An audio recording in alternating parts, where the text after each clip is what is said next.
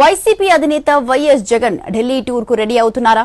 ప్రధాని మోడీ కేంద్ర మంత్రి అమిత్ షాతో పాటు కీలక చర్చలు జరుపుతారా అంటే అవుననే వినిపిస్తోంది.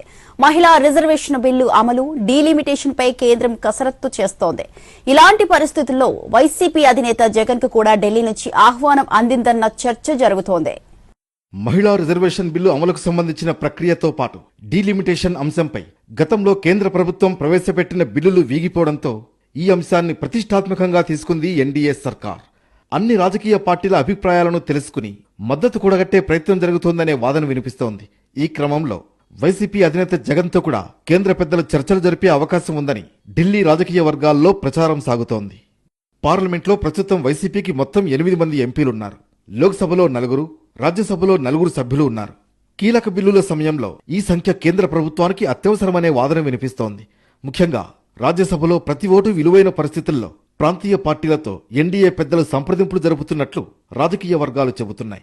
గతంలో పలు కీలక సమయాల్లో ఎన్డీఏకు జగన్ మద్దతు ప్రకటించారు. గత పార్లమెంట్ సెషన్స్ లో కూడా కేంద్రం ప్రవేశపెట్టిన మహిళా రిజర్వేషన్ బిల్లుతో పాటు రాష్ట్రాలకు సముచిత ప్రాధాన్యత ఇస్తే డీలిమిటేషన్ బిల్లుకు కూడా మద్దతిస్తామని ప్రకటించడమే కాకుండా సపోర్టుగా నిలిచారు.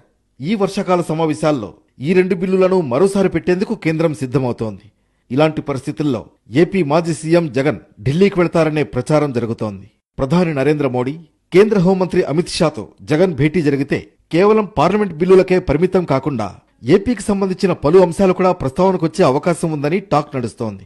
ఇక వచ్చే వారం జగన్ ఢిల్లీ పర్యటనకు అధికారికంగా గ్రీన్ సిగ్నల్ వస్తుందా? ప్రధానితో భేటీలో ఏ అంశాలు చర్చకొస్తాయి అన్నదానిపై ఆసక్తికర చర్చ సాగుతోంది.